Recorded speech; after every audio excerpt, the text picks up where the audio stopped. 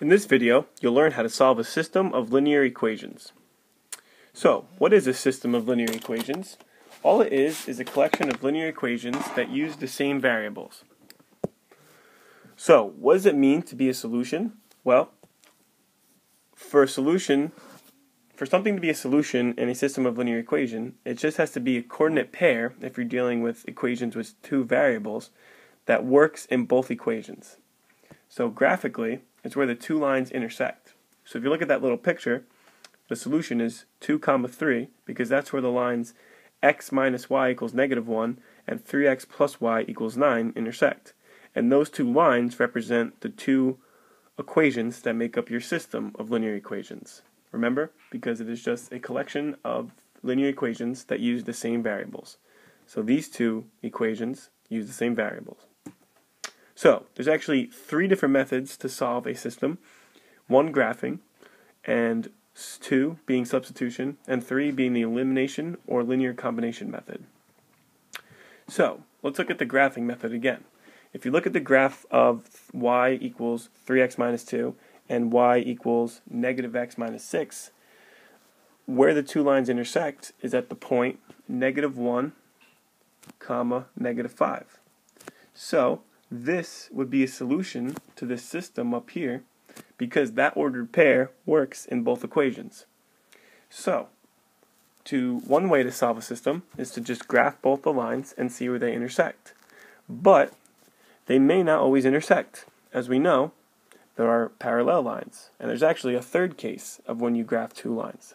So, the first case is where the two lines intersect at exactly one point, and that means you have exactly one solution, where the lines intersect.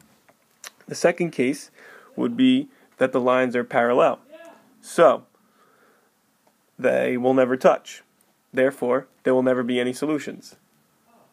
And the third case is the two lines overlap, meaning they share every point in common, meaning that there's an infinite amount of solutions, because there's an infinite amount of points on where the two lines overlap or intersect. So if the two lines are the same lines, but they just look a little different, they can still be the same lines. If your system is made up of two equations that are essentially equal, you're going to have infinite solutions. So let's now focus on the two algebraic methods. The first one is substitution, and it works best when one of your coefficients is 1. So for example, x plus 3y equals 7, x has a coefficient of 1, and y has a coefficient of 3. So if you see that, good idea to use substitution. So first, get the variable with the coefficient of 1 alone. So I did that by subtracting 3y on both sides, and I got x equals -3y plus 7. Next, substitute the expression in for the variable that you isolated into the second equation. So in the second equation, we're going to plug in -3y plus 7 in for x. Now, our equation will be one variable.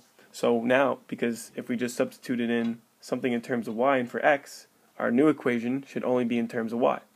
So now you have an equation with one variable, so you solve for that variable, then plug in your answer into the original equation to find the other variable.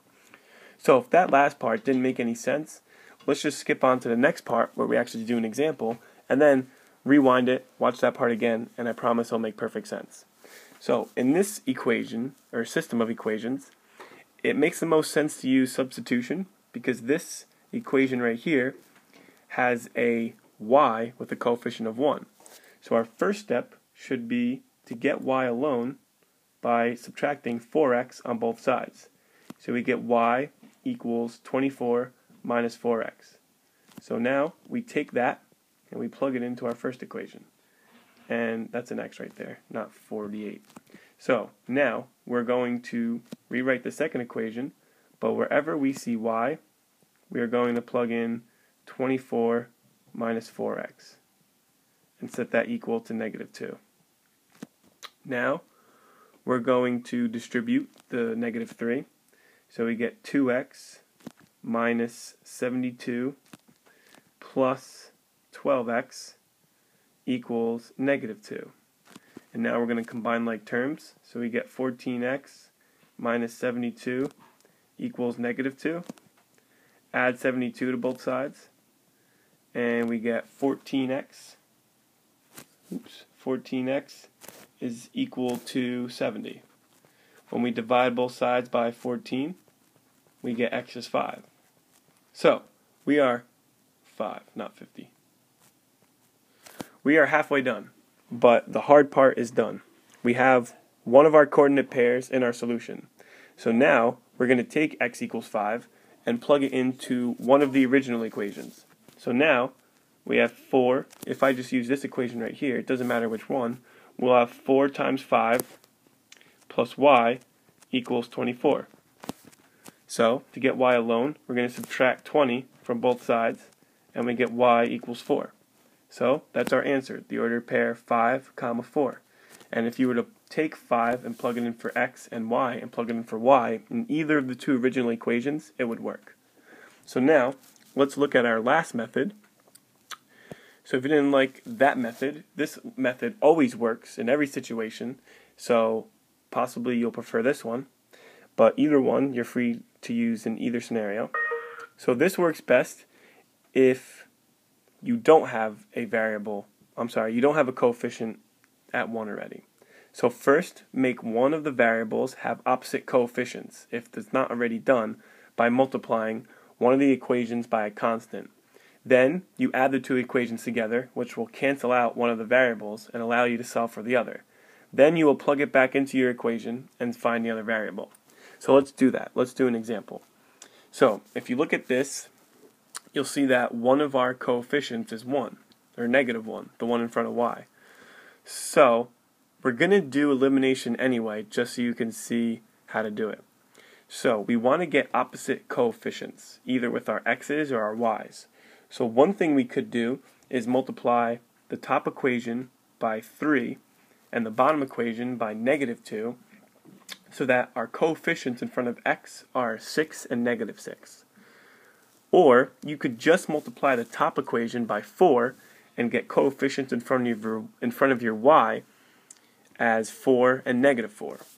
So let's do that, because it doesn't matter which equations you get, or which variables you get opposite coefficients for. It's just going to determine which variable you find first, but that's not a big deal which one you find first. So we're going to distribute this 4 so that we get 8x minus 4y equals 36. Alright, do not forget to multiply everything by 4, including what's on the opposite side of the equation. Now that we have negative 4 in front of our y, we can add these two equations together, and our y's will cancel out. So if we add these two equations together, we get 11x equals 22. Now, we'll divide both sides by 11, and we'll get x equals 2. Now, we're halfway there. We have one of our solutions.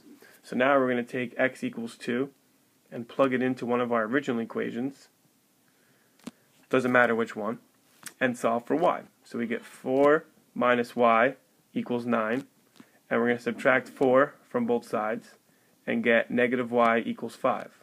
And then when we divide both sides by negative 1, we get y equals 5. So that is our solution, 2, 5. And I'm pretty sure that is the end of our video. Let's make sure there's nothing else I need to talk about. Nope, that's it. Thank you for watching, and I hope you learned something, and have a good one.